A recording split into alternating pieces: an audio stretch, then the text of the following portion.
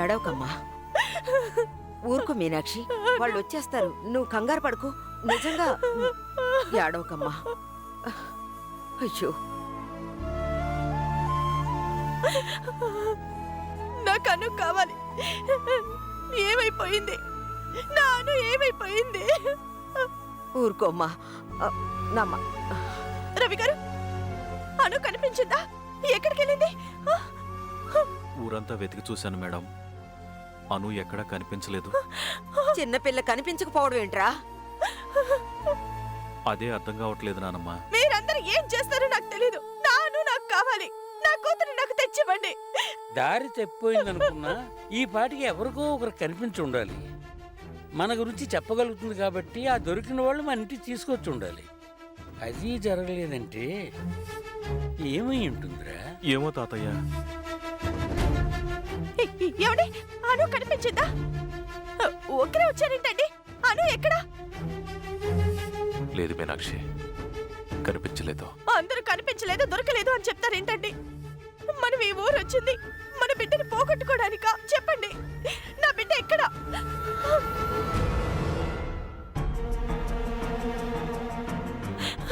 ఊరి దేవతకి మొక్కుకుంటే కోరికలు తీర్తాయని చెప్పి తీసుకెళ్లారు.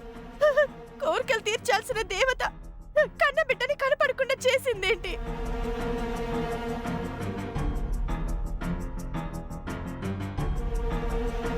నేను రానని చెప్పిన వినకుండా ఒంటి నొప్పులు పోతాయని మరి తీసుకెళ్లారు. వెళ్ళినందుకు ఏడుపులు బాధలే మిగిలాయి.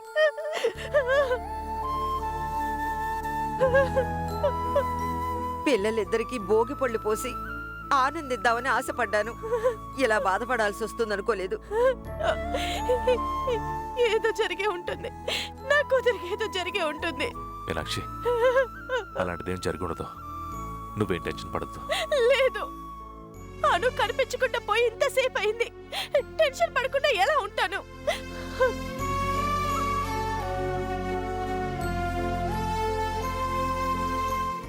అనుకి మన ఫోన్ నెంబర్లు కూడా తెలుసు. ఏమి జరగకపోతే మనకి ఫోన్ చేసి మనతో మాట్లాడి ఉండేది కదా.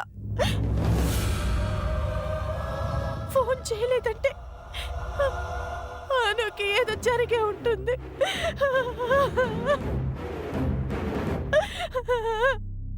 ఏం చేస్తారో నాకు తెలీదు.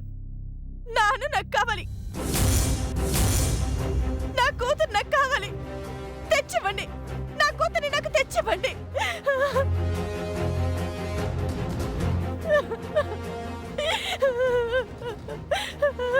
నా కూతురు నాకు కావాలి.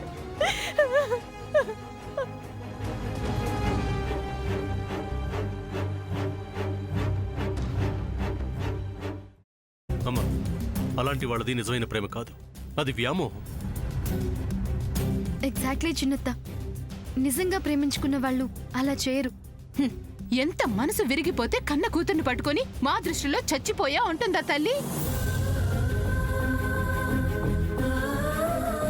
అది సరే అమ్మా, తన కూతురుతో తన మాట అనేటప్పుడు ఆమె మాటల్లో వ్యథ, కళ్ళల్లో బాధ గమనించావమ్మా?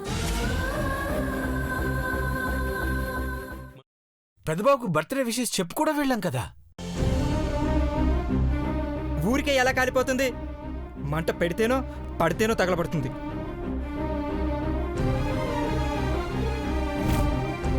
కరెక్ట్ చిన్నబాబు, నీకొచ్చినట్టే నాకు డౌట్ వచ్చింది. పార్వతే షర్టును తగలబెట్టిందనుకుంటా.